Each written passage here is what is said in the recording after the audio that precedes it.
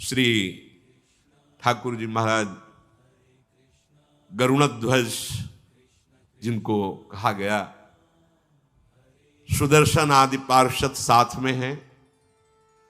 जब ये ऋषियों को पता चला कि प्रभु हस्तिनापुर जा रहे हैं संधि कराने, तो देवर्षि नारद जी, अंगिरा जी, दुर्वासा जी, बड़े बड़े ऋषिजन भगवान के दर्शन करने मार्ग में ही आए।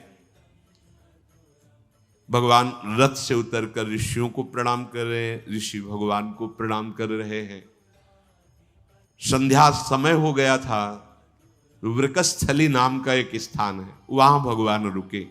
ऋषि महात्मा जन सब साथ पूरी रात्र दिव्य शास्त्रों की, ज्ञान के सिद्धांत की चर्चा होती रही। जब इधर धृतराष्ट्र जी को पता चला कि भगवान मार्ग में रुके हुए हैं, तो दुर्योधन, कर्ण, दुशासन, इन सब ने सोचा कि हम विविध प्रकार के रत्न और विविध प्रकार की भोग सामग्री देकर श्री कृष्ण को अपने पक्ष में कर लेंगे। विदुर जी महाराज को जब इनका ये आंतरिक विचार पता चला, तब महाराज धृतराष्ट्र के समीप गए। यद्यपि वो इस समय बिल्कुल अलग रहते हैं विदुर जी, क्योंकि जिस दिन से इनको पता चला था कि ये पांडवों के विरोध में है, धर्म विरुद्ध आचरण में सहयोग है धृतराष्ट्र का भी, तो सभा में भी कम आते थे और कुछ भी नहीं लेते थे राज परिवार से। बहुत ही अकिंचन भाव से विदुर जी रह रहे थे। जब उनको पता चला कि भगवान आ रहे हैं और इन लोगों के अंदर की भावना ऐसी है, एक बार चलकर समझाना चाहिए। विदुर जी महाराज धृतराष्ट्र के पास गए और कहा, हमने सुना है आप लोगों के विचार कि आप बहुत से रत्न और संपत्ति देकर श्री कृष्ण को अपने पक्ष में करना चाहते हैं। महाराज, धन की क्या बात है? महाबाहु, श्री कृष्ण को अपने पक्ष में लाने के लिए केवल भक्ति चाहिए। आप सोच रहे हैं रत्न आदि विविध प्रकार की भोग सामग्री देकर श्री कृष्ण को अपने पक्ष में कर लेंगे? ध्यान दीजिए, धर्म का अवतार है विदुर जी। आप सोचें कि हम नाना प्रकार की भोग सामग्री देकर भगवान को अपने पक्ष में कर लेंगे और मनमानी आचरण करेंगे। विदुर जी कह रहे हैं वो केवल भक्ति से पक्ष में होते हैं। अगर भक्ति हृदय में नहीं है तो आप श्री कृष्ण को अपने पक्ष में नहीं कर सकते। राजेंद्र, पांडव आपसे केवल 5 गांव चाहते हैं, परंतु आप उन्हें 5 गांव देना भी पसंद नहीं करते। तो शांति स्थापना के लिए आए हुए भगवान श्री कृष्ण को तुम क्या रत्नों से रिझा पाओगे?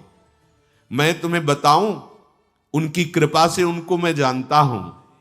श्री कृष्ण और अर्जुन 2 नहीं हैं, ये भगवान नारायण का स्वरूप है। आप कितना भी उद्योग कर लीजिए, श्री कृष्ण को अर्जुन से विलग नहीं कर सकते और अर्जुन को श्री कृष्ण से विलग नहीं कर सकते। विदुर जी महाराज कह रहे ऐसा ही होना चाहिए अपना हृदय। कुछ भी कर ले, त्रिभुवन का वैभव चाहे दे दे, तो भी हमारा मन प्रभु से विलग नहीं होना चाहिए। तो प्रभु तो छोड़ेंगे ही नहीं। पर हम बहुत कमजोर हो चुके हैं, थोड़े से विषय में अपने प्रभु को भूल जाते हैं। विदुर जी कहते हैं मैं श्री कृष्ण महात्मा को जानता हूं, श्री कृष्ण के प्रति जो थोड़ी भी कोई भक्ति कर ले तो श्री कृष्ण से अपने प्राणों से भी अधिक प्यार करते हैं। थोड़ी सी भी भक्ति कर ले तो प्राणों से। फिर अर्जुन तो श्री कृष्ण को पूर्ण समर्पित हैं। कैसे आप सोच लिए कि श्री कृष्ण को आप अपने पक्ष में कर लेंगे? दुर्योधन भी उसी सभा में बैठे थे, खड़े हुए और कहा, पिताजी, अपनी मर्यादा से कभी च्युत ना होने वाले श्री कृष्ण की महिमा हमने भी सुनी है और विदुर जी भी कह रहे हैं, और यह सत्य बात है कि अर्जुन से जो प्रीति श्री कृष्ण की है वो किसी भी तरह तोड़ी नहीं जा सकती। दुर्योधन ने कहा उनको अपने पक्ष में नहीं किया जा सकता। इसलिए कुछ और भी विचार साथ में रखना चाहिए। यदि श्री कृष्ण अर्जुन का पक्ष लेकर के हमसे कुछ भी कड़वा व्यवहार करेंगे तो हम सभा में उनको बंदी बना लेंगे। दुर्योधन, ये मूढ़ बुद्धि का लक्षण होता है। दुर्योधन की बात सुनकर भीष्म पितामह खड़े हो गए और कहा, अरे दुष्ट, तू श्री कृष्ण को क्या समझता है? धृतराष्ट्र से कहा कि राजन, श्री कृष्ण का कोई सत्कार करे या ना करे, वो क्या है ये आप लोग नहीं समझ पाएंगे। उनका अपमान या अवहेलना करने की सामर्थ्य काल में भी नहीं है। तुम तो बहुत साधारण मनुष्य हो। धृतराष्ट्र से भीष्म जी कह रहे हैं, श्री कृष्ण समस्त कार्यों को बहुत धर्म पूर्वक करते हैं। सारे उपाय तुम्हारे उल्टे हो जाएंगे यदि तुमने श्री कृष्ण का तनिक भी अपमान करना चाहा। महाबाहु श्री कृष्ण जो बोल दें निशंक होकर के वही करो और इस दुष्ट पुत्र का साथ मत दो, नहीं तो आपके सामने ही वंश नष्ट हो जाएगा। धर्मात्मा है, महात्मा है, भगवान है श्री कृष्ण। वो जो कृपा करके कहने आए हैं उसको ध्यान पूर्वक सुनना, कहीं कोई ऐसा अपराध मत कर देना। दुर्योधन बोला, पितामह आप उनकी जीवन भर आराधना करते रहे और आप पांडवों के गीत गाते रहे, न मैं से आराधना करूंगा और न पांडवों के गीत सुनूंगा। देखो, जब मूर्खता छा जाती है तो कुछ अलग होता है दिमाग। इस समय मैं जिस महान कार्य के लिए उद्यत हूं, कोई नहीं रोक सकता। मैं श्री कृष्ण को देखूंगा, अगर वो अनुकूल बोलते हैं तो बोलते नहीं, इसी सभा में मैं उनको बंदी बनाऊंगा। और जब श्री कृष्ण बंदी बन जाएंगे तो जैसे सर्प के दांत टूट जाते हैं, वो किसी काम का नहीं रहता, ऐसे ही पांडवों का सब कुछ श्री कृष्ण है और उनको बंदी बना लूंगा तो पांडव परास्त हो गए। कल प्रातःकालीन श्री कृष्ण सभा में पधार रहे हैं। इस विषय में हम लोगों ने निश्चय कर लिया है कि अगर वो बात हमारे अनुकूल करेंगे तो ठीक, नहीं तो उनको बंदी बना लेंगे। छल से या बल से किसी भी तरह शत्रु को जीतना चाहिए, दुर्योधन ने कहा। दुर्योधन की बात सुनकर के पूरी सभा दुखी हो गई। धृतराष्ट्र ने दुर्योधन से कहा कि तुम कैसी बात मुझसे निकाल रहे हो? जानते हो श्री कृष्ण कौन? सनातन ब्रह्म है, कैसे तुम उन्हें बंदी बना सकते हो? दूसरी बात, वो इस समय दूत बन करके आ रहे हैं, हमारे प्रिय हैं, हमारे संबंधी हैं, और आज तक कभी कोई श्री कृष्ण ने अपराध नहीं किया हमारा, फिर हम उनको अपनी सभा में कैसे कैद कर सकते हैं? भीष्म जी ने कहा, धृतराष्ट्र, ये तुम्हारा मंदबुद्धि पुत्र दुर्योधन काल के वशीभूत हो गया है। ये अपने हितैषी सुहृदों के समझाने पर भी नहीं समझ रहा है। अभी मेरी बात मान जाओ, श्री कृष्ण के आने पर कोई ऐसा आचरण मत कर देना जो धर्म विरुद्ध हो, नहीं तो अनायास महान सामर्थ्य रखने वाले श्री कृष्ण के प्रति थोड़ा भी किया हुआ अपराध मंत्रियों से तुम्हारे राज्य को क्षण भर में नष्ट कर देगा। इस दुष्ट ने तुम्हारे पुत्र जो दुर्योधन धर्म का त्याग कर दिया है। जो धर्म का त्यागी होता है वो दुर्बुद्धि होता है, पापी होता है, क्रूर होता है, उसे अनर्थ भरी बातें अच्छी लगते हैं। ध्यान दीजिए, जो धर्म का त्याग कर देता है उसमें दुष्टता होती, क्रूरता होती, जिससे अमंगल हो ऐसी बातें उसे अच्छी लगती हैं। पितामह भीष्म का, मैं ऐसी सभा में एक क्षण नहीं टिक सकता जिसमें श्री कृष्ण का अपमान हो, और उठ करके वहां से चल दिए। इधर भगवान जो ब्रह्म ऋषियों के बीच में रात्रि व्यतीत की, प्रातःकाल अपनी नित्य क्रिया की और उन समस्त ब्रह्म ऋषियों को प्रणाम किया और आज्ञा लेकर हस्तिनापुर की तरफ आए। दुर्योधन नहीं गया था स्वागत में। जब ये पता चला कि प्रभु बस हस्तिनापुर में प्रवेश करने वाले ही हैं, तो भीष्म जी, द्रोणाचार्य जी, कृपाचार्य जी और परिवार के लोग आगे जाकर भगवान श्री कृष्ण की अगवानी की।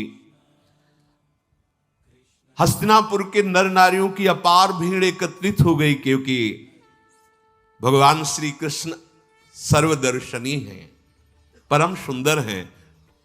तो कोई पैदल भाग करके, कोई सवारियों पर, जिसको जैसा बना, भगवान के दर्शन के लिए अपार भीड़ हस्तिनापुर में बाहर ही, जहां स्वागत भगवान कृष्णचंद्र जी का भीष्मादि कर रहे हैं।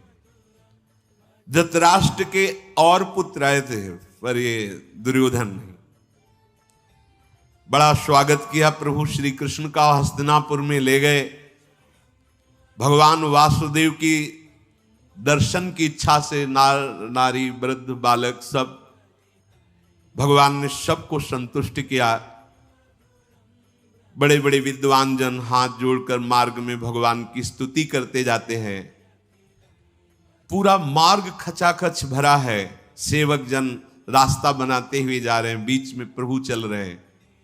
कमल नयन श्री कृष्ण धृतराष्ट्र की सभा में प्रवेश किए। महायशस्वी धृतराष्ट्र हाथ जोड़कर खड़े हो गए। द्रोणाचार्य जी, भीष्म जी सब भगवान को अर्घ्य दे करके प्रणाम मुद्रा में प्रभु से प्रार्थना की, हे केशव, जगमगाता हुआ स्वर्ण रत्नों से जटित सिंहासन, आप इस पर विराजमान हुए। प्रभु सिंहासन पर विराजमान हुए। ब्राह्मणों ने मधुपर्क आदि के द्वारा भगवान का अर्चन बंदन किया। भगवान थोड़ी देर उस सभा में बैठे रहे, कोई कुछ नहीं बोला। धृतराष्ट्र की तरफ भगवान देखते रहे, वो भी कुछ, किसी की हिम्मत कोई बोलने की नहीं। भगवान उठे और राजभवन से बाहर निकले। सीधे दुर्योधन के महल पर गए।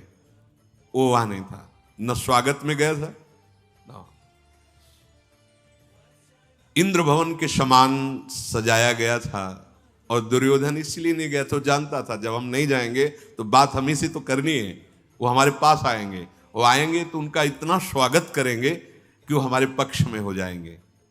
इंद्र भवन के समान महल सजाया गया था। भगवान श्री कृष्ण जी ही उसमें प्रवेश कर रहे तो सब उनकी वंदना कर रहे हैं, जो द्वारपाल आदि हैं, जो सेवक जन हैं। दुर्योधन ने जब देख लिया कि भगवान नजदीक आ रहे हैं, तब खड़ा हो गया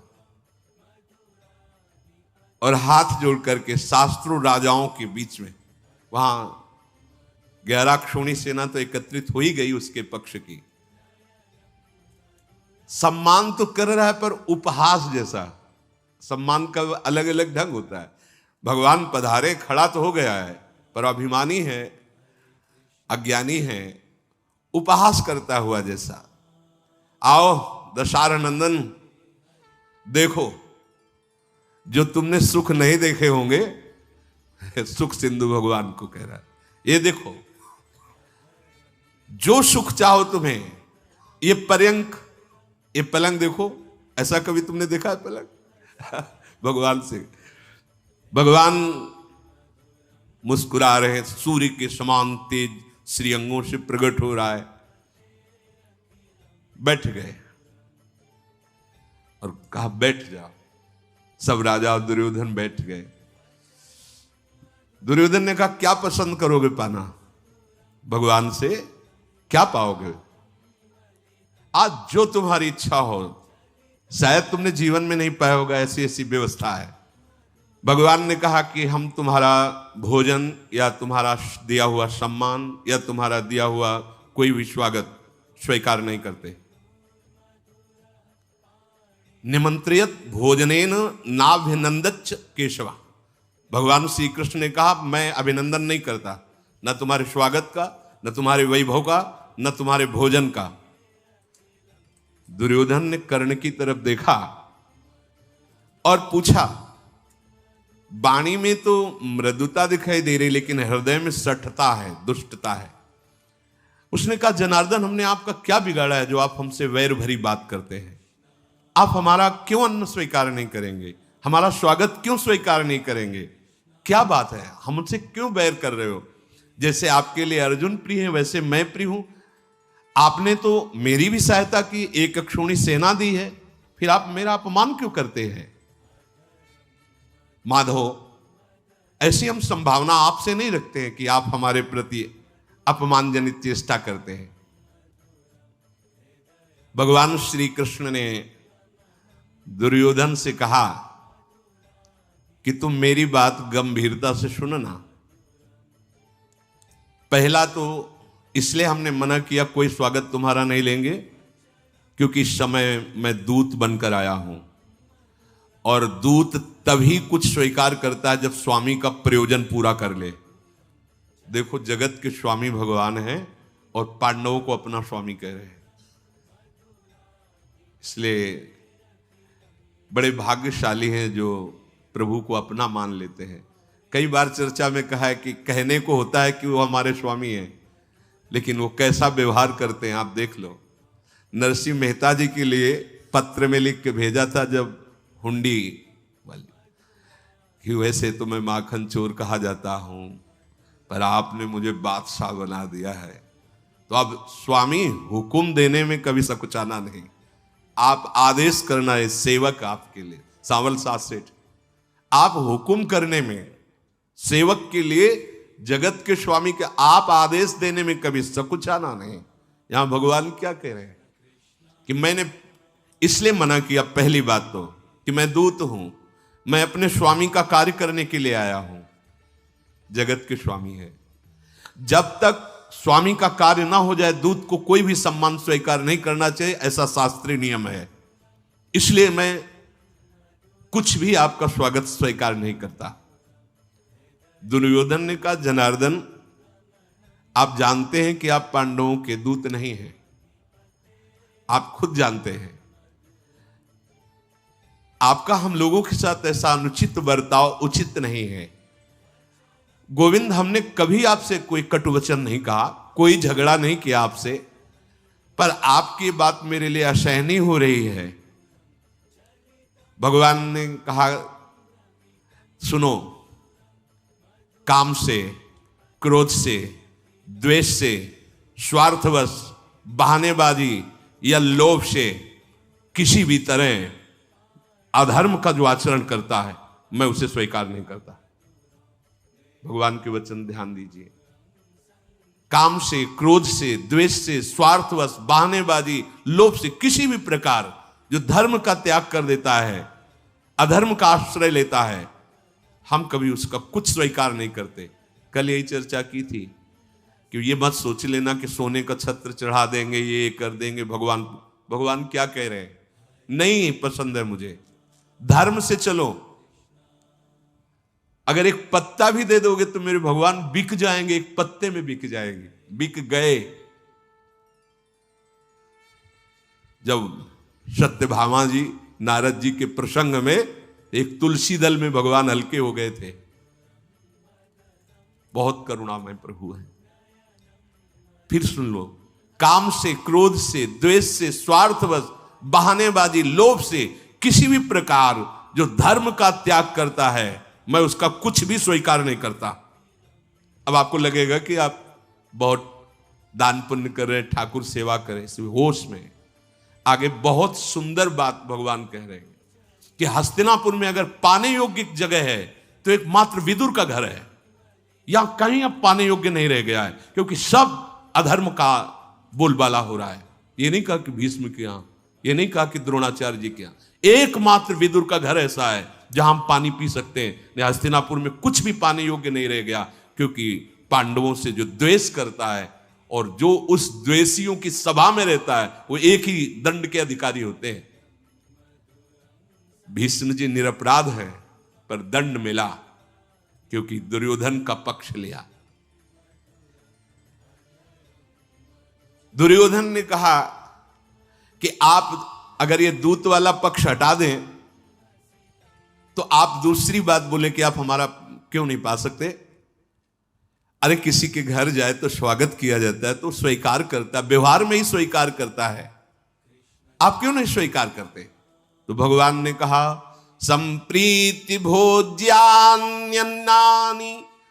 आपद भोज्यानि वा पुनः न च संप्रिय से राजन न चैवापद गता वयम। सुनो दुर्योधन, किसी के यहां अन्य जो भी स्वागत स्वीकार किया जाता है उसमें प्रेम होता है, तेरे में प्रेम नहीं है। दो स्थिति में भोजन पाया जाता है, या तो भूखा मर रहा हो आपत्ति में तो भैया प्राण पोषण करना है जैसा भी पाले, और या प्रेम, तो तेरे में प्रेम नहीं है। और मैं कोई आपत्ति काल में नहीं हूं कि भूखा मर रहा हूं, इसलिए मैं तेरे यहां कोई भी सेवा, जो जल है, अन्न है, भोजन, पांडवों के साथ तुम बैर का व्यवहार करते हो, तो तुम्हें पता होना चाहिए मेरा सिद्धांत। बहुत ध्यान से सुनना, बहुत अमृत में वचन है। यस्तान द्वेष्टि स माम द्वेष्टि, यस्तान अनु स माम अनु, एकात्म्यम माम गतम विद्धि पांडवैर धर्मचारी भी। पांडव मेरे भक्त हैं, जो मेरे भक्त से द्वेष करता है वो सीधा मेरे से द्वेष करता है, और जो मेरे भक्त के अनुकूल रहता है वो सीधा मेरे अनुकूल रहता है। तुम पांडवों को और मेरे को एक समझो। एकात्म्यम माम गतम विद्धि पांडवैर धर्मचारी भी। धर्म का आचरण करने वाले पांडव और मैं एक ही हूं। अगर पांडवों से, भक्तों से द्वेष करे तो सीधा मेरा द्वेषी, और भक्तों के अनुकूल तो सीधा मेरे अनुकूल। काम क्रोधान वर्ती ही यो मोहाद विरु रुत्सति, गुणवंतम च यो द्वेष्टि तमाहु पुरुषाधम। भगवान कह रहे हैं दुर्योधन से, अय पुरुषाधम, तुम पांडव बाल्यावस्था से लेकर अभी तक उनके विनाश के लिए ही सोचते रहे हो। काम से या क्रोध से या मोहवश जो कोई मेरे भक्त का विरोध करता है वो पुरुषाधम मेरे द्वारा दंडनीय होता है, मैं उसे दंड देता हूं। राम रोष पावक सो जरई, जो अपराध भक्त कर करे। द्विषदन्नम न भोक्तव्यम द्विषंतम न विभोजयेत, पांडवान द्विषसे राजन मम प्राणा ही पांडवाहा। ओहो, जो मेरे भक्त से द्वेष रखता है उसका मैं कभी अन्न खा सकूं? कभी नहीं। भगवान कह, जैसे कोई सोचे अकिंचन भक्तों का अपमान करके, यहां हम बहुत 56 भोग लगा के ये सब करके भगवान को, ध्यान से सुनो, भगवान के वचन है। द्विषदन्नम न भोक्तव्यम, मैं कभी उसका कुछ स्वीकार नहीं करता जो मेरे भक्त से द्वेष करता है। द्वेष रखने वाले को यह ध्यान रखना चाहिए कि किससे द्वेष कर रहे हो। एक बार भगवान से आप कर लो तो मंगल आपका नहीं रुक सकता, क्योंकि मंगल भवन सहन कर जाएंगे। लेकिन यदि भक्त से आपने द्वेष कर लिया तो फिर भगवान को बर्दाश्त नहीं होता। भगवान खुली बात, तुम पांडवों से द्वेष करते हो और पांडव मेरे साक्षात प्राण हैं, और तुम चाहते हो हम तुम्हारा कुछ स्वीकार करें। पांडवान द्विषसे राजन मम प्राणा ही पांडवाहा। भक्त जैसे कहते हैं कि मेरे प्राणनाथ आप हो, तो देखो प्राणनाथ भगवान कह रहे हैं पांडव मेरे प्राण हैं। सर्वमेतन भोक्तव्यम मन्नम दुष्टाभिसंहितम क्षुत्तरेकस्य भोक्तव्य मित में धीयते मति। ये तुम्हारा सारा का सारा वैभव ये महान दुर्वासना से दूषित हो चुका है। मेरे हस्तिनापुर में केवल भोजन करने योग्य जगह है तो एक जगह है, विदुर का घर। केवल विदुर का जल और अन्न ही ऐसा है जो पाने योग्य है, नहीं तुम्हारे हस्तिनापुर में संपूर्ण जल अन्न ये अब पाने योग्य नहीं रह गया है, क्योंकि मेरे भक्त पांडवों से द्वेष करने वाला जहां भी रहता है। अमरशील दुर्योधन से ऐसा कहकर महाबाहु श्री कृष्ण पीतांबर फहराते वहां से निकल पड़े। वहां से निकल करके महामना भगवान वासुदेव विदुर जी के घर गए। विदुर जी सभा में थे। जब भगवान उठ करके दुर्योधन के आए तो सभा में थे। विदुर जी के घर गए तो विदुरानी, जिस समय से ये पांडवों को कष्ट पहुंचा रहे थे कौरव, उसी समय से विदुर जी अलग हो गए थे। एकांत नगर के बाहर पर्णकुटी में भगवत चिंतन करते हुए अकिंचन भाव से रह रहे थे कि ऐसे दुष्टों का अन्न नहीं खाना। यद्यपि महामंत्री पद में है, सारा का सारा विचार इन्हीं से चलता है, पर जब देख लिया कि न धृतराष्ट्र मान रहे हैं न दुर्योधन मान रहे हैं, तो भगवान को अकिंचन जन बहुत प्रिय है। देखो यहां सब व्यवस्थाएं भगवान ठुकरा करके चल दिए और विदुर जी के घर पहुंचे। विदुर जी थे नहीं क्योंकि वो सभा में थे, विदुरानी जी थी। उस समय वो ऐसी भाव दशा में डूबी हुई थी क्योंकि ये तो पता था कि भगवान हस्तिनापुर आए हैं, तो ये भी आशा थी कि जरूर करुणा करके वो घर पधारेंगे, दर्शन। तो भाव में डूबी हुई थी। जो प्रेमी उपासक होता है वो स्थूल सूक्ष्म कारण तीनों शरीरों के राग से रहित होता है। दिखाई जरूर देता है, जैसे ब्रह्मबोध संपन्न महापुरुष भी चलता फिरता खाता पीता दिखाई देता है, पर वो कुछ नहीं करता। प्रेमी उपासक दिखाई जरूर देता है स्थूल शरीर में, पर होता नहीं है। उस सदैव अपने भाव में डूबा रहता है। जैसे वो अपने स्वरूप में स्थित रहता है ज्ञानी, ऐसे प्रेमी अपने भाव स्वरूप में स्थित रहता है। अब विदुरानी जी कब से स्नान कर रही थी उनको कुछ पता ही नहीं।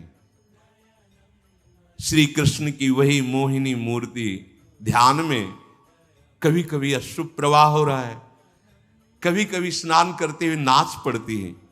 क्या ऐसा होगा? प्रभु हमारे घर आएंगे?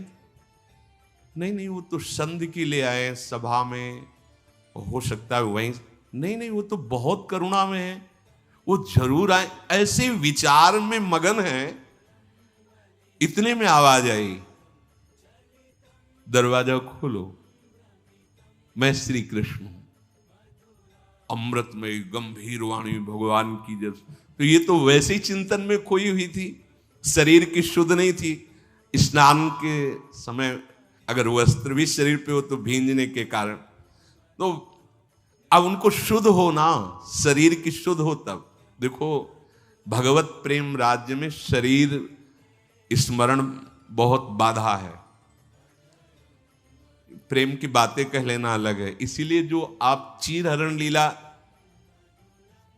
स्थिति ना होने के कारण उसकी चर्चा ज्यादा नहीं की जाती, क्योंकि बहिर्मुख देहाभिमानी जीव उसको नहीं समझ पाएंगे। जैसे एक संन्यास मार्ग में, परमहंस मार्ग में चलने के लिए एकदम निर्वस्त्र करके गंगा में खड़ा किया जाता है और पूछा जाता है तुम्हारा कौन है? एक नारायण के सिवा, आत्मस्वरूप गुरुदेव के सिवा। बड़ा भाव प्रसंग।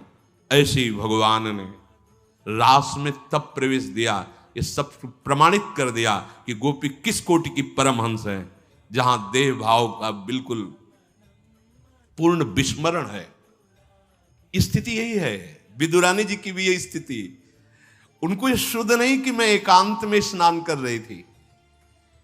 श्री कृष्ण में इतनी तन्मय है कि जो ही आवाज भगवान ने दी, कौन? श्री कृष्ण। वैसे ही भाव में डूबी हुई थी। अब दरवाजा खुल रहा है, पर वो क्रिया में नहीं है, क्योंकि उनको शुद्ध होती तो सावधान होती, पहले वस्त्र धारण करती। दरवाजा, मेरे श्री कृष्ण आए। प्रभु ने अपना पीतांबर उनके अंग पर, ये भाव की ऐसी दशा का रसास्वादन स्वयं भगवान करते हैं। जैसे सुतीक्ष्ण जी की जब भाव दशा है तो भगवान वृक्ष की आड़ में छुप करके रसास्वादन। भगवान आज प्रेम में डूब रहे हैं विदुरानी जी की दशा देखकर। नहात ही विदुर नारी अंगन पखारी करी, आई गए द्वार कृष्ण बोली के सुनायो है।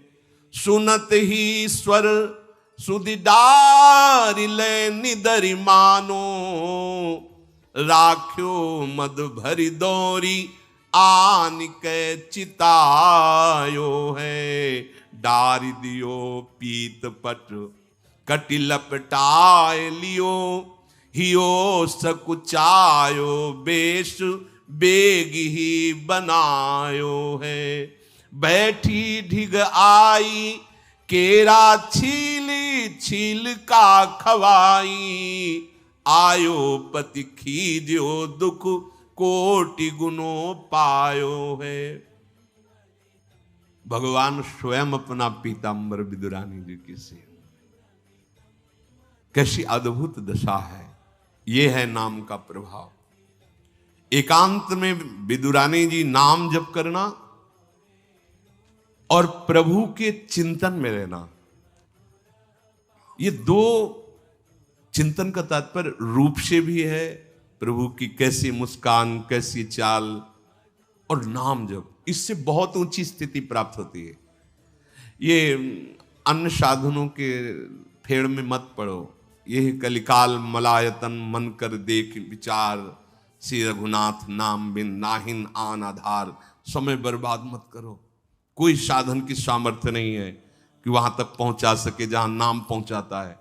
नाम, विदुरानी जी कृष्ण कृष्ण कृष्ण कृष्ण और रूप चिंतन, तो ऐसी स्थिति कि भगवान अपना पीतांबर उनके तन, उनको तन की शुद्ध नहीं।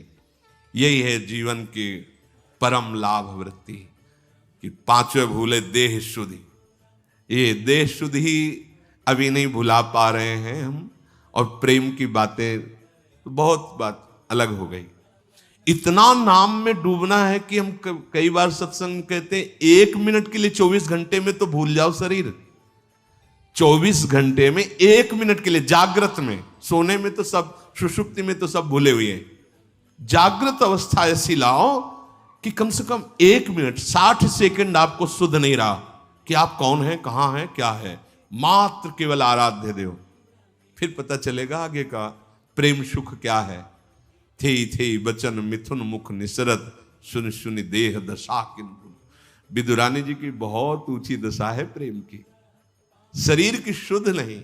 भगवान पीतांबर, जब भगवान पीतांबर ऐसे, तब उनको थोड़ा सा होश आया कि अरे, फिर जाकर वस्त्र संभाल पर फिर होश ले। प्रभु स्वयं बैठे, प्रभु कोई आसन नहीं दिया विदुरानी जी ने, होश ही नहीं है। प्रभु विदुरानी जी को पास बैठा, अभी भगवान कह के आ रहे हैं कि दुर्योधन की कोई भी वस्तु स्वीकार। अब भगवान को बहुत भूख लग रही है। भगवान अमना है, भगवान के मन नहीं है। हमारा मन ही भगवान का मन बनता है, जाके ध्यान रखना। अगर हमारे मन में प्रेम है तो भगवान को भूख लग जाएगी, भगवान को प्यास लग जाएगी। अगर प्रेम नहीं है तो भगवान सच्चिदानंदमय है, अमना है, पूर्ण काम है, आप्त काम है, आत्मस्वरूप है। उनको किसी वस्तु, व्यक्ति, पदार्थ की बिल्कुल आवश्यकता नहीं। भक्त का भाव भगवान में भूख पैदा कर देता है। भक्त का भाव भगवान की भगवत्ता का विस्मरण कराकर अधीन कर देता है। भगवान ने विदुरानी जी से कहा भूख लगी है, कुछ पवाओ। और वो जैसे कोई बहुत नशे में हो, ऐसे प्रेम आसोपान किए हुए पवाना। भूख लगी, वो केले रखे हैं, वो लाओ केले।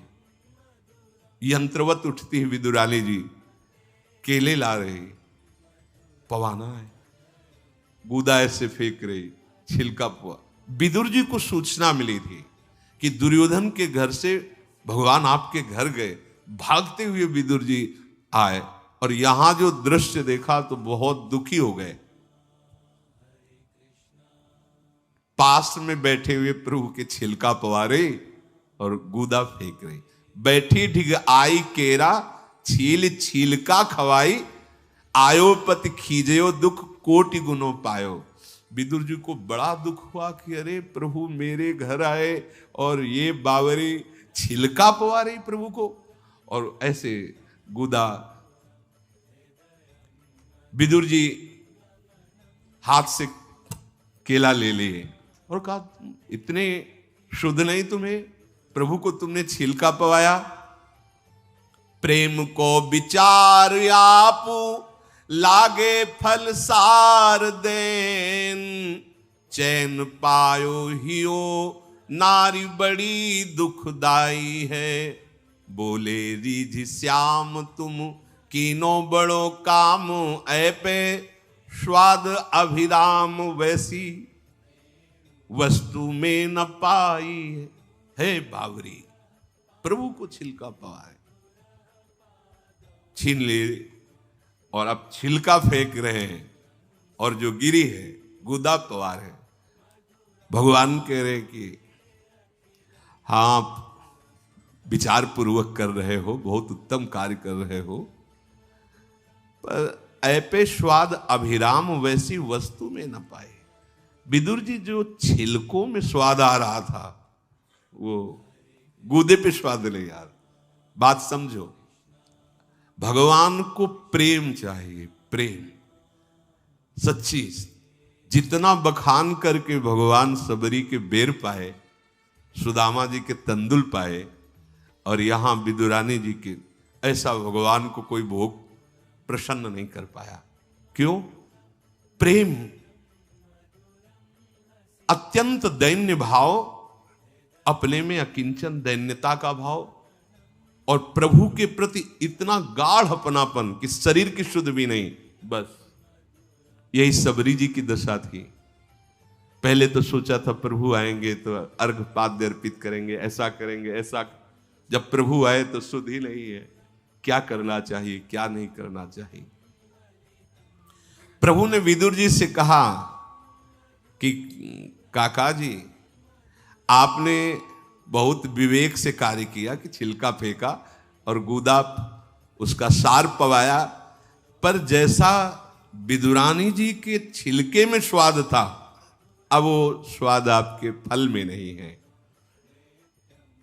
प्राण प्यारे प्रभु प्रेम स्वीकार करते हैं, भाव स्वीकार करते हैं। फिर विदुर जी ने भगवान को और सब भोग सामग्री, पर खास बात भगवान जो विदुरानी जी के हाथ की बात, और इसमें दो बातें हैं, नाम जप और प्रभु से गाढ़ अपनापन का चिंतन।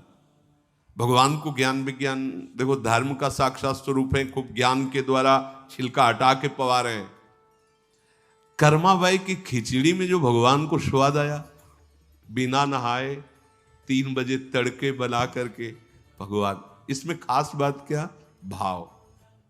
वृंदावन वासी प्रेम उपासी इस बात को समझें, हमारे प्रभु को ना तुम्हारे ज्ञान से मतलब है, ना तुम्हारे विविध साधनों से मतलब है। प्रेम, प्रेम, और ये दो ही बात से होता है, पकड़ लेना।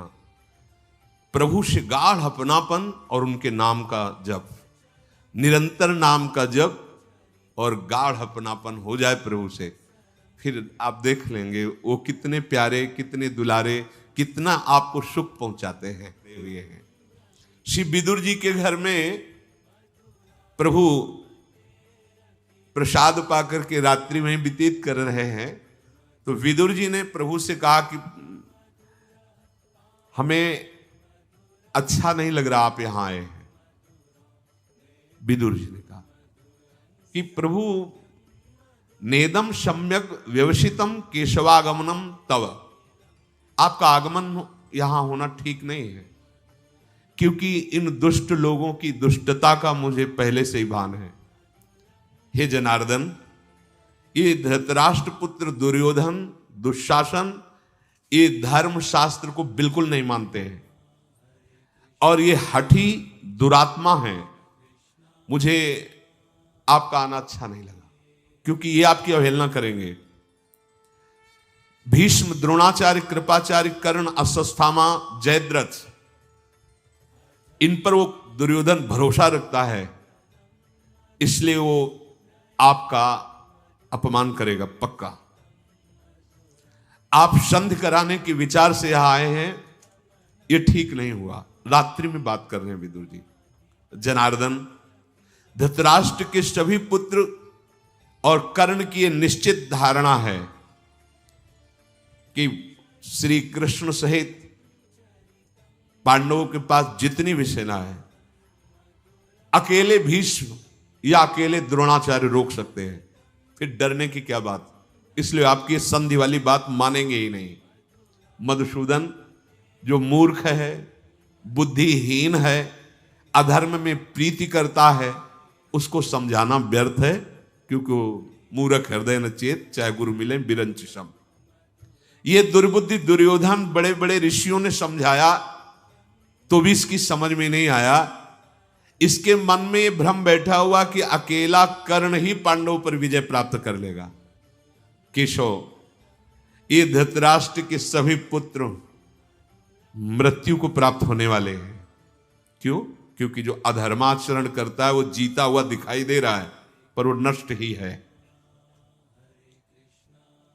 कुछ लोगों के जैसे मन में होता है कि वो बड़ा पापाचरण कर रहा है, सुखी है, लेकिन कुछ क्षण का वो दृश्य है जब उसके वर्तमान पाप और पूर्व पाप का संयोग बन जाएगा, उस समय फिर वो नष्ट हो जाएगा। नष्ट तो वर्तमान में ही, पर पुण्य बल से टिका हुआ है। ऐसे ही कौरवों का भी पुण्य बल है, इसलिए वो भगवान की भी विरोध की बात, बहुत मूर्खता छा जाती है। ये तो जन साधारण जन है, जो बड़े बड़े ऋषियों का दर्शन कर रहे हैं, वो भी भगवत विमुख होने के कारण इतनी मूर्खता छा जाती कि भगवान को बंदी बनाने की संधि के लिए आए हैं, कैद करने की पूरी व्यवस्था कर ली। तो हे जनार्दन, ये पापपूर्ण विचार करने वाले कौरवजन, अब मुझे ये अच्छा नहीं लगेगा कि आप अब हमारे घर से फिर सभा में जाएं, पर आप जाएंगे संधि के लिए, तो हम आपको संकेत में बताए देते हैं कि भारी से भारी प्रतिकूलता वहां उपस्थित हो सकती, क्योंकि सब ये दुर्योधन, दुशासन आदि दुष्ट स्वभाव के हैं। विदुर जी महाराज प्रभु श्री कृष्ण से कहा, हे कमल नयन, आपके दर्शन से मेरा सौभाग्य हुआ, पर मैं जो बात कही कि आपका आना यहां उचित नहीं है, वो केवल अपनी प्रियता के कारण कही है। प्रभु, आप समस्त देहधारियों की अंतरात्मा हैं, आपको कौन परास्त कर सकता है, पर हमारी प्रियता ऐसी है कि अब सभा में दोबारा ना जाए, क्योंकि आप जाएंगे हमें पता है, और वो दुष्टता करेंगे। पूरी रात व्यतीत हुई, सुबह भगवान अपनी दिनचर्या की, इतने में देखा कि शकुनी और दुर्योधन विदुर जी के घर आए। बड़ा जब अभिमान होता है तो वो प्रणाम भी दूसरी कोटि का होता है, और कहा, दशारथ नंदन महाराज धृतराष्ट्र सभा में आपका स्मरण कर रहे हैं, प्रातःकालीन सभा में आप उपस्थित होइए, हम आपको लिवाने आए हैं। भीष्म आदि भी आपके दर्शन की प्रार्थना की है। भगवान ने उन्हें सांत्वनापूर्ण वचन दी कि आप चलो, हम आ रहे हैं। सबके अधिष्ठान स्वरूप भगवान श्री कृष्ण सारथी को आदेश किया। कीर्तिमान भगवान श्री कृष्ण का वो दिव्य रथ, मानो शास्त्रों सूर्य एक साथ प्रकाशित हो, ऐसा तेजो में गरुण ध्वजा, ध्वजा में भगवान गरुण देव जी का चिन्ह विराजमान। भगवान विदुर जी के घर से रथ में बैठ करके सभा में आए। अलसी के फूल की भांति मनोहर श्याम कांति है श्री कृष्ण की। अतसी पुष्प संकास पीतवासा जनार्दन व्यभ्राजत सभा मध्य हेमनी वो पहितो मणि। श्याम कांति, वो श्यामता इस सृष्टि में नहीं है। पीतांबर, बिजलियों की सी कांति, ऐसा पीतांबर धारण किए हुए बड़ा ही सुंदर स्वरूप, अद्भुत कांति। प्रभु श्री कृष्ण जे हुई सभा में प्रवेश किए, सब खड़े हो गए।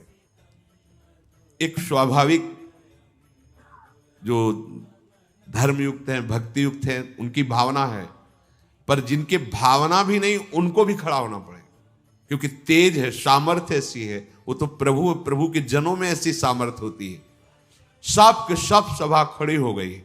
जैसे रावण की सभा में जैसे अंगद प्रवेश करते या हनुमान जी प्रवेश करते, आश्चर्यचकित होकर के सब यंत्रवत, क्योंकि भागवतिक शक्ति ये तो स्वयं भगवान है। सारी सभा मौन, किसी की कोई भी आवाज नहीं निकलनी। यदुकुल तिलक भगवान श्री कृष्ण ने मानो जैसे मेघ गंभीर गर्जना करते हैं ऐसे कहा कि सब लोग विराजिए, बैठ। धृतराष्ट्र जी से कहा, भरत नंदन, मैं आपसे यहां विनय करने के लिए आया हूं कि आप क्षत्रिय वीरों का संहार करवाने वाले मत बने। पांडव भी आपके पुत्र हैं, आप शांति का स्थापन करें, अर्थात संधि स्वीकार करें। नरेश, आपके कल्याण के लिए सिर्फ मैं बोल रहा हूं। ये भगवान इसलिए कह रहे कि मैं कोई भयवश प्रार्थना करने नहीं आया हूं, आपके कल्याण के लिए। क्योंकि जितनी जानने योग्य बातें हैं वो सब आप जानते हो। धृतराष्ट्र से कहा, कुरुनंदन, ये तुम्हारा पुत्र जो दुर्योधन है, ये धर्म के विरुद्ध आचरण करने वाला पापात्मा है, और इसका अनुसरण आप कर रहे हैं। इसका मतलब है कि सर्वनाश निश्चित होना है। पर आपको हम इस भयंकर विपत्ति से बचाना चाहते हैं। आप इस दुष्ट की उपेक्षा कर दीजिए और पांडवों को अपना लीजिए, तो भूतल के क्षत्रियों का संहार रुक जाएगा। यदि आप चाहते हैं कि ये भयानक विनाश लीला ना हो, तो आप दोनों पक्षों में शांति स्थापना करने के लिए पांडवों को सम्मानित कीजिए, बुलाइए और आधा राज्य वापस कर दीजिए। इस समय मैं संधि कराने के उद्देश्य से आपके पास आया हूं। आप अपने पुत्रों को मर्यादा में रखिए और पांडवों को मैं नियंत्रण में रखूंगा, तो जनसंहार बच जाएगा। और यदि राजन आप अपने पुत्रों को शासन में नहीं रखते, तो मैं तो प्रयत्न करने आया ही हूं संधि का, पर इसमें आपको ये बता देता हूं कि कोई नहीं बचेगा। ये जो आप गर्व करके 11 अक्षौणी सेना और सब, कोई नहीं बचेगा। पांडवों के साथ वैर करने वाला कोई भी त्रिभुवन में हो, उसका परिणाम अच्छा नहीं होगा, भगवान बोल रहे हैं। ये विचार कर स्वयं ही मेरे संधि प्रस्ताव को स्वीकार कर लीजिए। ऐसा करने से आपको यश प्राप्त होगा। मेरी राय है कि अभी घोषणा करवा दीजिए आप। भगवान श्री कृष्ण धृतराष्ट्र से बोले कि अब हमारा पांडवों के साथ कोई वैर नहीं है, और मैं अभी पांडवों को बुलाता हूं। वो आपके चरण छुएंगे, आपके चरणों के समीप बैठेंगे, और युधिष्ठिर और दुर्योधन समान सिंहासन पर बैठे। आप घोषणा करवा दीजिए कि अब कोई वैर नहीं, अब शांति। जब भगवान ऐसा बोल रहे थे, दुर्योधन उसी समय खड़ा हो गया सभा में और कहा, वसुदेव नंदन, आप सोच विचार के बाद क्यों नहीं बोलते? आप बार बार पांडवों की बात, महिमा उन्हीं की, जब देखो तब मेरी निंदा करते हो। मैं देखता हूं कि विदुर जी, पिताश्री, आचार्य, पितामह, भीष्म, ये सब तुम्हारी बातों में आ जाते हैं, परंतु मैं तुम्हारी बातों में आने वाला नहीं। बुद्धि जब भ्रष्ट हो जाती तो इसे कहते हैं बुद्धि भ्रष्ट होना। पांडवों को जुए का खेल जब नहीं आता था तो क्यों खेले, और उसमें खेले, मेरे मामा ने विजय प्राप्त करवा दी, तो मेरा इसमें दोष क्या है? अब मैं क्यों राज्य वापस करूं? मैंने जीता है। हम लोग किसी भी भयंकर कर्म करने वाले से भयभीत नहीं होते। भगवान से बात कर रहा है दुर्योधन। हम क्षत्रिय हैं, युद्ध के भय से साक्षात देवराज इंद्र भी आ जाए तो मैं नतमस्तक नहीं होऊंगा। श्री कृष्ण, मैं क्षत्रिय धर्म को जानने वाला हूं। भीष्म, द्रोण, कृपाचार्य, कर्ण, ये मेरे पक्ष में है, बड़े से बड़े देवता भी इनको नहीं जीत सकते, फिर आप मुझे भयभीत क्यों कर रहे हैं? ध्रियमाणे महाबाहो मयि संप्रति केशव यावद् तीक्ष्णया सूच्या विद्धे दग्रेण केशव। जितने से सुई चुभोई जाती है उतनी नोक की जगह भी आप संधि कराने आए, सुन ले, बिना युद्ध के मैं नहीं दूंगा, सुई के अग्रभाग भर भी नहीं दूंगा। बारीक सुई की नोक से जितना छेद होता है, तुम 5 गांव आधा राज्य की बात करते हो, मैं सुई की नोक भर भी नहीं दूंगा। दुर्योधन की बात सुनकर भगवान श्री कृष्णचंद्र जी के नेत्र लाल हो गए और दुर्योधन से कहा, दुर्योधन अब मुझे पक्का पता है कि तू रणभूमि में सैया में सोना चाहता है और अपने भाइयों और मंत्रियों और सहायकों का भी नाश कराना चाहता है। मूढ़, तू जानता नहीं है किससे बात कर रहा है। महात्मा पांडवों की केवल समृद्धि के लिए मैं इस तरह से बात कर रहा हूं, संधि की नहीं। शकुनी, दुशासन और तुझ जैसे को दंड देना मुझे आता है। दुर्योधन फिर भी बात मान जा। कर्ण और दुशासन को तुम बहुत बड़ा बलवान समझ रहे हो, कई बार युद्ध छोड़ के भागा है अर्जुन से, अब भी तू बात मान ले। तेरी हितैषिता की बात कह रहा हूं, तेरा कल्याण होगा, सबका मंगल होगा। अगर मेरी बात नहीं मानेगा तो अपयश होगा, सर्वनाश होगा। भगवान श्री कृष्ण ने बात कह ही रहे थे, दुशासन खड़ा हुआ और सभा में बोला कि मुझे तो ऐसा लगता है केशव कि यदि मैं संधि की बात ना मानूं तो मेरे भाई दुर्योधन को और मुझे बंदी बना के तुम पांडवों के चरणों में डाल दोगे। मुझे तो ऐसा दिखाई दे रहा है। पितामह भीष्म, द्रोणाचार्य और पिताश्री ये भी आपके मुख की तरफ देख रहे हैं, आप जो बोल रहे हैं वही बात सुन रहे हैं। दुशासन को बैठने के लिए दुर्योधन ने कहा और कहा, दुर्योधन ने लंबी सांस खींचते हुए कि मैं ऐसी सभा में ही नहीं टिकता। यह बड़ा भारी अपमान होता है, जिससे सभा में किसी को समझाया जा रहा हो और हिलना करके चल दे।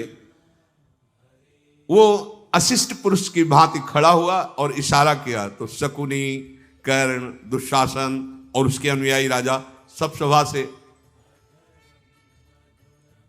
भीष्म जी, द्रोणाचार्य जी, प्रभु श्री कृष्ण जी, इनको अब मतलब ये बहुत बड़ा अपमान होता है। दुर्योधन को वहां से जाते देख करके उनके अनुयायी राजा लोग भी उन्हीं के साथ निकल गए। दुर्योधन सभा भवन से निकल करके और एकांत में मंत्रणा की कि भीष्म जी, द्रोणाचार्य जी वही बात मानेंगे जो प्रभु कहेंगे, मतलब श्री कृष्णचंद्र जी कहेंगे। मुझे लगता है कि श्री कृष्ण को बांध लिया जाए, बंदी बना लिया जाए, और इनको जब बंदी बनाकर कैद में डाल लेंगे तो पांडवों को जब पता चलेगा तो निरुत्साहित हो जाएंगे। इसलिए हम लोगों को चाहिए कि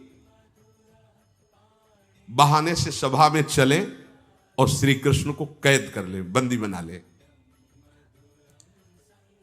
क्योंकि एकमात्र श्री कृष्ण ही महाबल हैं पांडवों का। ये पांडवों के कवच हैं, कवच टूट गया तो फिर वीर को मारने में देर नहीं लगती। शीघ्रता से कोई जान न पावे, न महाराज धृतराष्ट्र और न भीष्म आदि। चीखना चिल्लाना कितना भी हो, छोड़ना नहीं, श्री कृष्ण को बंदी बनाकर कैद में कर लेना। ये जैसे कोई चूहा जो है ना सिंह को बंदी बनाना चाहे, ऐसा। भगवान के सेवा में सात्यकी रहते थे। देखा कि अभी तो इस सभा से गए और तुरंत वापस आ रहे हैं, बहुत बुद्धिमान थे। उन्होंने दृष्टि से समझ लिया कोई षड्यंत्र की रचना हुई है।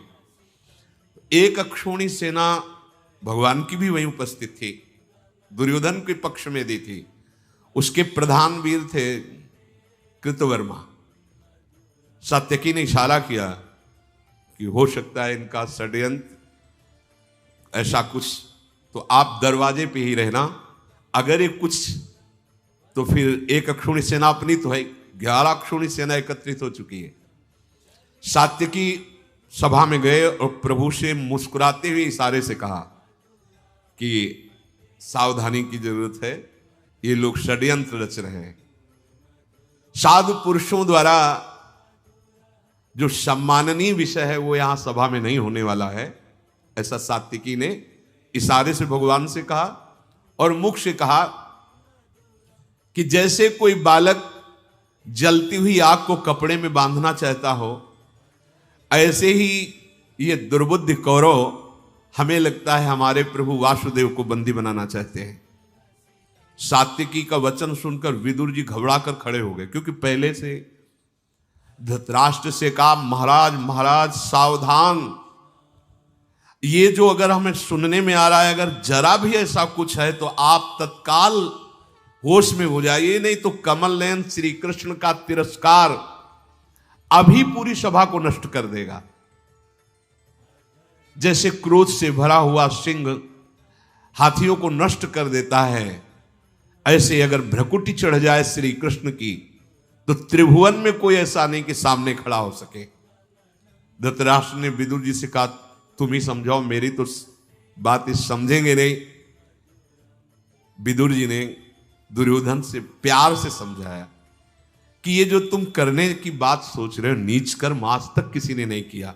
पहले तो तुम पांडवों का हिस्सा, दूसरी बात भगवान जब संधि दूत बन करके आए हैं तो उन्हें आप बंदी बनाने की सोच कैसे सकते हैं? ऐसा महान कर्म जो पाप कर्म है ये तुम जैसे पापात्मा ही सोचते हैं। जैसे वायु को हाथ से नहीं पकड़ा जा सकता, चंद्रमा को हाथ से छुआ नहीं जा सकता, पृथ्वी को सिर पे नहीं उठाया जा सकता, ऐसे ही बलपूर्वक श्री कृष्ण को नहीं पकड़ा जा सकता। श्री कृष्ण को बलपूर्वक नहीं पकड़ा जा सकता। विदुर जी महाराज समझा रहे हैं पर उन लोगों की समझ में नहीं आया। शत्रु का संहार करने वाले भगवान श्री कृष्ण के आसपास उनके जो बलवान सैनिक हैं बढ़ने लगे। भरी सभा में भगवान श्री कृष्ण ने देखा है तो वास्तविक बंदी बनाने के लिए आ रहे हैं।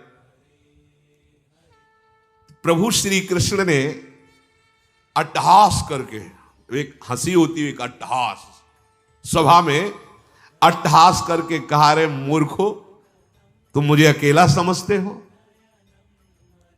मुझे बंदी बनाकर तिरस्कार करना चाहते हो? देख मैं कौन हूं। जी ही भगवान ऐसा बोले, भगवान के अनंतों शरीर प्रकट होने लगे। विराट रूप पहला सभा में विस्तार होने लगा शरीर का, और अग्नि की ऐसी ज्वालाएं प्रकट होने लगी। आदित्य, साध्य, वसु, अश्विनी कुमार, इंद्र सहित मरुद्गण, विश्वदेव, यक्ष, गंधर्व, नाग, राक्षस सब भगवान के अंगों में प्रकट होने लगे। लोकपाल जितने सब कांप रहे हैं। भीष्म जी दिव्य दृष्टि भगवान ने जिन जिनको दी है वही देखकर सह पा रहे हैं, नहीं जितने और भी राजा तो सब मूर्छित हो रहे हैं। एक तरफ भगवान की दाहिनी भुजा से बलराम जी, बाईं भुजा में अर्जुन गांडीव धनुष धारण किए हुए, भीमसेन, युधिष्ठिर, माद्री नंदन, नकुल, सहदेव, प्रद्युम्न, वृष्णिवंशक, अंधकवंशी, जितने भी महान बलशाली सब भगवान के अंगों में प्रकट हो रहे हैं। शंख, चक्र, गदा, शक्ति, सारंग, धनुष, हल, नंदक नामक खड्ग, ये दिव्यास्त्र मूर्तिमान, नेत्रों से, नासिका से प्रलयाग्नि प्रकट हो रही भगवान के। समस्त रोम कूपों से सूर्यों के समान दिव्य कांति। भगवान श्री कृष्ण का भयंकर विराट रूप, सब राजा लोग मूर्छित हो गए, नेत्र बंद किए। द्रोणाचार्य, भीष्म जी, विदुर जी, संजय जी और जो तपस्या के धनी महर्षि जन थे जिनको भगवान सामर्थ्य दिए थे, वही भगवान के इस विराट रूप को देख पा रहे। देखो ये हैं अपने श्री कृष्ण। ये जो अपने लोग गर्व से कहते हैं जाके अधीन सदाई सांवरो, ये है सांवरो। ऐसा न कोई समझे कि सांवरो बंसी वाला, यही भूल अनंत ब्रह्मांड स्वयं है, स्वयं प्रभु है। जैसे नहीं चराचर अभी हर वस्तु भगवान ने कह रहे कि तू समझता है अकेला मुझे बंदी बना लेगा, बना बंदी कितना बनाए, वो विस्तार, ये गर्व का विषय है, ये छाती चौड़ी करने का विषय है। मेरे है ना प्रभु, ये कौन है, मेरे कृष्ण है ना, मेरे प्रीतम है ना, बस। ये जो ठसक है हम लोगों की, वृंदावन वासियों की, ये अहोभाग्य है। हमारे माई श्यामा जी को राज, ऐसे प्रभु जैसे हरिवंश प्रताप, देखो इनका प्रताप, रूप गुण वैबल श्याम उजागर, जाकी भ्रू विलास बस पसुरियु, दिन विथ की तरह सागर, देखो माई सुंदरता की सीमा। ऐसे प्रभु जिनके अधीन है, वो हमारी लाडली जो हमारी स्वामिनी है, हमारी प्रिय सखी है। अपने को ये सदैव ध्यान रखना है, ना तो भयभीत होना है, ना तो हमें अन्य आश्रय लेना है। एकमात्र अपने श्री कृष्ण चंद्र जी का, अपने युगल सरकार का आश्रय और सुमिरन, जैसे बने, चाहे स्मृति से, चाहे नाम जप से, चाहे पद गायन से, चाहे लीला कथा श्रवण से, गायन से, चिंतन से, इनसे जुड़ने का मतलब है महासुख, महामंगल।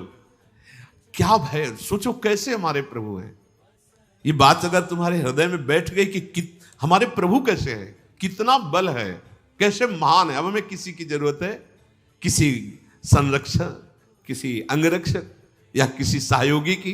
अरे मेरे प्रभु अनंत। देखो वेद कहता है शास्त्र शीर्षा पुरुखा शास्त्राक्षा शास्त्रपात, ऐसे महान होते हुए भी इतने विराट हैं कि सब उन्हीं में समा गए, कोई एक कण नहीं है जहां वो ना हो। इतने छोटे हैं अणुअणियान और इतने बड़े हैं महतो महियान, ऐसे में प्रभु का दास हूं। भला ऐसा दासत्व हृदय में धारण करने के बाद किसी से घिघियाने की जरूरत है, किसी से सहारा मांगने की जरूरत है, किसी से फोन मिलाने की जरूरत है कि? अरे आश्चर्य की बात बताता हूं, जो सामर्थ्य प्रभु के प्रति विश्वास कर लेने से वो किसी भी साधना में नहीं, ये आपको समझ में नहीं आएगी। अगर आ जाए तो कुछ करना ही नहीं है प्यारे, कुछ नहीं करना है, सब वो बैठ के करवा लेंगे। वो हृदय में भरोसा कर लो, इतने महान हमारे प्रभु स्वामी हैं, इतने महान हैं। ये बात बैठालनी हृदय में। अब मुझे किसका भरोसा चाहिए, किसका आश्रय चाहिए? ऐसे हमारे तो प्रीतम है और ऐसे प्रीतम प्यारी जी के अधीन है। अगर हमारी प्यारी जो थोड़ा सा भ्रकुटी बंक कर ले तो ये महाराज जिनकी बात आप सुन रहे हो कि बड़े बड़े लोकपाल देवता सब कांप रहे हैं भगवान की स्वरूप को देख करके, वो प्रभु सखियों की प्रणति होते हैं, दूसरा उपाय नहीं है। सखियों की प्रणति होकर उनकी कृपा प्रसादी के लिए सखियों की, अब वो कैसे है, इसलिए बहुत बढ़िया अवसर मिला है राधा नाम जपने का सौभाग्य। जो लोग कहते हैं राधा नाम, ये है राधा नाम जो ऐसे को अधीन कर रहा है। कह रहे हैं मुझे खरीदना चाहो तो मेरा मूल्य है राधा नाम। श्री कृष्ण चंद्र जी कह रहे, रोम कूप से शास्त्रों सूर्यों जैसा तेज प्रकाशित हो रहा है भगवान श्री कृष्ण के।